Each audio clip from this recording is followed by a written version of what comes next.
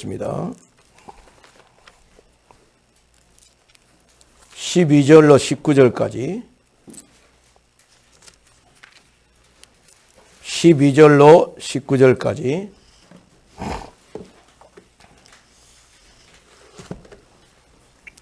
고린도전서 15장 12절로 19절까지 보겠습니다.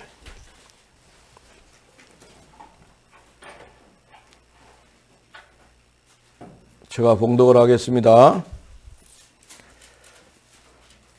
그리스도께서 죽은 자 가운데서 다시 살아나셨다 전파되었거늘 너희 중에서 어떤 사람은 어찌하여 죽은 자 가운데서 부활이 없다 하느냐. 만일 죽은 자의 부활이 없으면 그리스도도 다시 살아나지 못하셨으리라. 그리스도께서 만일 다시 살아나지 못하셨으면 우리가 전파하는 것도 헛것이요 또 너희 믿음도 헛것이며 또 우리가 하나님의 거짓 증인으로 발견되리니 우리가 하나님이 그리스도를 다시 살리셨다고 증언하였습니다. 만일 죽은 자가 다시 살아나는 일이 없으면 하나님이 그리스도를 다시 살리지 아니하셨으리라. 만일 죽은 자가 다시 살아나는 일이 없으면 그리스도도 다시 살아나신 일이 없었을 터이요. 그리스도께서 다시 살아나신 일이 없으면 너희 믿음도 헛되고 너희가 여전히 죄 가운데 있을 것이요. 또한 그리스도 안에서 잠자는 자도 망하였으리니 만일 그리스도 안에서 우리가 바라는 것이 다만 이 세상의 삶뿐이면 모든 사람 가운데 우리가 더욱 불쌍한 자이리라. 아멘. 자, 옆에 있는 사랑합니다. 성령으로 충만하십시다. 예수는 그리스도. 난 하나님의 자녀. 문제 끝. 괜찮아요. 여러분들 속에 예수님이 계시기 때문에 괜찮습니다. 오늘은 예수님이 부활하신 날입니다. 영어로 말하면 레저렉션 그렇게 말하죠. 부활하신 날. 예수님이 지난 주간에 종려 주일날 예루살렘에 입성을 했습니다. 낙의 새끼를 타고 입성을 했지요. 그래가지고는 월요일날 무화과나무를 저주하고 성전에 들어가서 비둘기 팔고 짐승 파는 장사꾼들을 다 쫓아내고 돈깨를 엎어버리고 상을 엎어버리고 그러면서 하신 말씀이 내 집은 만민이 기도하는 집이다. 그런데 왜 강도의 구려를 하느냐. 거기서 강도는 영어 단어 중에서 아주 중요한 단어를 썼어요. 네스티스 그 단어를 썼는데 이 말은 뭐냐면 사기꾼이 아니고 어떠한 조직을 가지고 체계적으로 강탈하는 사람을 갖다가 말합니다. 그런데 안나스의 가문을 통해서 노마에서 제사장을 대제사를 임명했는데 안나스를 임명했는데 이 안나스가 다른 말로 하난이라는 이름입니다. 근데 자식이 5명인데 사위들까지 10명이 다 대제사장직을 계속 물려받게끔 만들어가지고 성전 쇠도 받고 비둘기 한 마리 해봐야 얼마 되겠어요. 근데 비둘기 한 마리를 하루 일당을 받고 그래 비둘기 팔고 염소 팔고 양 팔고 소 팔고 그래가지고는 엄청난 부를 축적한 사람이 하나님의 가족입니다. 그런 모습을 보면서 예수님이 그냥 박살낸 거지요. 그러니까는 화요일 날 이 하나님이라는 가문의 사람들이 대제사장인 가문들이 찾아와갖고 예수님 말합니다. 네가 무슨 권세로 짐승을 쫓아내냐? 네가 무슨 권세로 돈길을 엎어버리고 상을 엎으냐?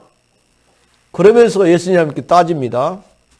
그러면서 세금을 형제들한테 낸 것이 좋겠느냐? 로마에서 임명한 사람 가진 방법으로 다 동원합니다. 계명 중에서 제일 큰 계명이 뭐냐? 예수님한테 따지고 그럽니다. 수요일 날은 예수님이 베다니의 시몬이라는 집에 문둥병자 환자한테 집에 갔어요. 그래, 그것도 문제가 되는 거예요. 하필은 왜 문둥병자 집에 가냐? 근데 거기서 누구를 만나냐? 7 귀신을 들려가지고 고통당했던 여자가 해방을 받았어요. 나사로의 동생이지요. 그래, 막달라 마리아가 향유를 가지고 옵니다. 근데 옥합이라는 병에 향유를 담았는데 그걸 깨트려 가지고 예수님 발 앞에 딱 부어버려요. 그리고 머리를 풀어갖고 머리털로 예수님 발을 다 닦고 예수님 발에 입을 맞추고 옵니다. 그런데 이 모습을 누가 봤냐? 가룟 유다가 봅니다. 봐가지고 아니 그 많은 돈을 왜 허비하느냐? 그걸 팔면은 300데나리 정도 되는데 많은 불쌍한 사람들, 가난한 사람들한테 나눠주면 좋을 건데 왜 그 돈을 허비하느냐? 근데 예수님이 그렇지 않다. 이 마리아를 변호를 하게 되지요. 이 마리아는 나의 장례식을 준비한 것이다. 울면서 머리를 닦아주면서 입을 맞췄어요. 예수님이 돌아가실 것을 아니까. 그래가지고 복음이 증거된 곳마다 이 여인의 말이 증거되게 될 것이다. 그렇게 이제 말씀을 하게 되지요. 목요일 날은 예수님이 최후 만찬을 합니다. 만찬을 하는데 최후 만찬을 언제 하냐면은 저녁 12시에 한다는 거예요. 그래서 예수님이 만찬을 딱 하면서 갑자기 세수대에 물을 떠갖고 와요. 그래가지고 제자들이 발을 막 씻겨 주는 거예요. 베드로 차례가 됐어요. 베드로가 아이고 예수님 무슨 내 발을 씻긴다요? 너희가 주인의 발을 씻겨주는 것이지 무슨 발을 씻겨준다고 그러십니까? 그래, 아이 못 씻겨요 그랬어요. 그러니까 예수님 말씀하시기를 내가 네 발을 씻지 않으면 너는 나와 상관이 없다. 그러니까는 베드로가 하는 말이 주여 온몸을 씻겨주십시오. 그러니까는 한 번 목욕한 사람은 발밖에 씻을 필요가 없다라고 해갖고 베드로 발을 씻어줍니다. 끝나고 나니까 아마 새벽 2시쯤 됐어요. 그런데 예수님이 그때 겟세마네 동산에 올라가서 제자들과 같이 기도를 합니다. 그런데 제자들은 막 졸려갖고 정신을 못 차려요. 정신을. 한시도 깨어 있을 수 없느냐. 그런데 하나님께서는 이제 예수님이 돌아가셔야 되거든요. 주여 이 쓴 자를 내게서 옮겨주기를 원합니다. 간절히 기도해도 아버지 하나님이 응답이 없네. 그랬는데 이 가룟 유다가 와가지고 예수님을 팔아버리지 않습니까? 그러고 예수님을 노바 군병이 잡아가지고 십자가에 못을 박은 날이 금요일 날 일어난 일입니다. 그랬는데 이제 3일 있다가 오늘 새벽에 이제 그 여자들이 가봤죠. 막달라 마리아가. 예수님 발에 향유를 부은 막달라 마리아가 딱 가보니까 예수님 무덤이 없어요. 예수님 무덤에 돌이 없어졌어. 돌문에 돌로 딱 막아놨는데 딱 안에를 보니까 천사가 있고 예수님의 수의가 예쁘게 개어졌어요. 근데 천사가 하는 말이 뭐라고 말이냐? 너희가 누구를 찾느냐? 예수님 찾는다니까 너희가 찾는 예수님은 살아나셨느니라. 할렐루야. 부활하셨다는 겁니다. 그래서 오늘 말씀의 제목이 부활하신 예수님. 부활하신 예수님. 이 부활절만 되면은 예화가 많아요. 어떤 예화가 있냐면은 이 사람이 돈을 많이 금강 사업을 해갖고 돈을 많이 벌었어요. 그런데 아들 하나 낳았어요. 근데 이 아들이 너무 똑똑한 거예요. 그러니까 오직 소원은 아들밖에 없어요. 내 아들, 내 아들. 그랬는데 그 아들이 15살 먹었을 때 그냥 갑자기 심장병으로 죽어버렸어요. 그러니까는 엄마, 아버지가 슬픔에 잠겨가지고 이루 말할 수가 없어요. 그 아들도 교회 다니고 엄마, 아빠도 교회 다니는데 기가 막힌 일이란 말이에요. 아들이 죽어버렸어요. 하나밖에 없는 아들이 죽었으니 얼마나 기가 막히겠어요. 일할 만도 안 나고 밥맛도 없고 막 귀찮고 막 그래요. 그러는데 어느 날 꿈속에 아들이 나타난 거예요. 살아있는 모습으로 나타나가지고 아들이 아버지, 나는 부활하신 예수님 옆에서 함께 잘 있습니다. 아버지 너무 슬퍼하지 마세요. 나는 부활하신 예수님과 잘 있습니다. 하늘나라에서 잘 있습니다. 아버지, 내가 부탁하고 싶은 것은요, 청년들을 좀 도와주세요. 청년들을 좀 도와주세요. 그러니까 아버지가 그렇게 딱 꿈을 꿨는데, 한사 가운데 아들을 딱 보고 꿈을 꿨는데, 청년들을 좀 도와주세요. 그리고 아들이 사라졌어요. 꿈을 깨가지고 이 아버지 인생이 바뀌어버렸어요. 그래가지고는 지금까지 번 돈을 가지고 대학을 세웠습니다. 자기 이름을 딱 내세워하고 대학을 세웠어요. 미국에서 유명한 대학이죠. 스탠포드 대학. 자기 이름이 뭐냐? 스탠포드입니다. 그런데 자기 아들의 이름은 뭐냐? 스탠포드 주니어. 그 아들의 이름은 그렇고 자기 이름은 스탠포드입니다. 근데 자기 이름을 해가지고 스탠포드 대학을 만들었는데 그 대학이 미국에서 명문 대학이 되어버렸어요. 그랬는데 그분이 나이가 많이 먹어야 하여튼 어려운 청년들 무조건 대학에 오면은 어려운 청년들 장학금 주고 막 오직 그겁니다. 청년들을 도와주는 것이 자기의 인생이었어요. 그런데 돌아가실 때가 됐네. 유서를 딱 썼는데 뭐라고 말했냐. 내 통장에 10센트도 없을 만큼 다 그 통장을 다 돈을 꺼내가지고 청년들을 위해서 사용해라. 그리고 유언을 했어요. 아주 멋있게 인생을 살다 간 분이죠. 부활하신 예수님과 나 같이 있어요. 이 말에 이분이 얼마나 힘이 났는지 모릅니다. 부활했다. 오늘 보니까 만약에 예수님께서 부활이 없다면 우리 믿음이 헛것이다. 만약에 예수님이 부활하지 않았다면 우리는 절대 살아나지 못할 것이다. 만약에 예수님이 부활하지 않았다면 우리는 가장 불쌍한 사람이다. 우리나라에도 하나님이 많아요. 하나님이 참 많은데 한 명도 부활하지 않았어요. 이 세상에는요, 별 종교가 다 있는데 한 명도 부활하지 않았어요. 근데 오직 예수님만 부활하신 겁니다. 아멘. 사망의 권세를 이겨본 거죠. 그래서 예수님이 부활함으로 말미암아서 우리에게는 엄청난 역사가 일어났지요. 첫 번째로는 죄에서 해방을 받아버렸습니다. 무슨 죄입니까? 언제에서 해방을 받았습니다. 우리 죄 때문에 죄가 없으신 예수님이 십자가에 죽으셨습니다. 우리 죄 때문에 죄가 없으신 예수님이 십자가에 제물로 죽으셔야만 됩니다.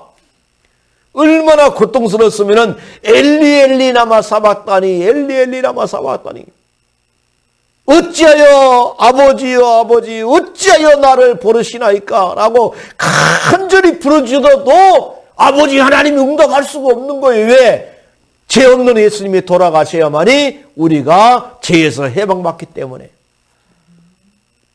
우리 예수님이 우리 죄 때문에 십자가에 죽으신 줄 믿으시길 바랍니다. 또 우리를 해방시키기 위해서 죄에서 해방시키기 위해서 그리스도란 증거로 부활하신 것입니다. 그래서 하나님 떠난 문제, 죄 문제, 사단 문제가 해결돼 버렸습니다. 에베소 2장 1절 2절에 보니까 죄와 허물로 죽었던 너희를 살리셨고 그랬습니다. 언제 자범죄, 조상죄, 모든 죄를 다 십자가상에서 끝내버렸어요. 그래서 우리가 예수님을 마음속에 영접하면 하나님 만나고, 우리가 예수님을 마음속에 영접하면 죄 용서받고, 우리가 예수님을 마음속에 영접하면 마귀에게서 해방받는 겁니다. 두 번째로 예수님이 십자가의 죽으심으로 말미암아서 우리는 심판에서 해방받았습니다. 요한복음 6장 40절에 보니까 나 보내신 이를 믿는 자는 영생을 얻었고 심판에 이르지 아니하나니 사망에서 생명으로 옮겼느니라. 예수님을 영접하는 우리를 향해서 말하기를 심판 안 받고 사망의 생명으로 옮겼느니라. 그렇게 말을 했습니다. 그래서 예수님이 제사장으로 오셔가지고 우리가 심판 안 받고 사망에서 생명으로 옮긴 줄 믿으시길 바랍니다. 뿐만 아니라 세 번째로는 지옥에서 해방받았어요. 지옥에서. 마태복음 16장 19절로 20절에 보니까 뭐라고 말했어요? 음부의 권세가 너를 이기지 못할 것이라. 할렐루야. 주는 그리스도시요 살아계신 하나님의 아들이십니다. 주님은 하나님 만나는 길이고 죄에서 해방나는 길이고 마귀에게서 해방된 길입니다. 하나님의 아들이십니다. 바위라 시몬아 네게 복이 있도다. 이 반석 위에 내 교회를 세우리니 음부의 권세가 너를 이기지 못하리라. 아멘. 우리는 지옥의 권세에서 완전히 해방받았어요. 예수님의 제자들이 돌아와서 말합니다. 예수님 이름으로 귀신이 항복하더이다.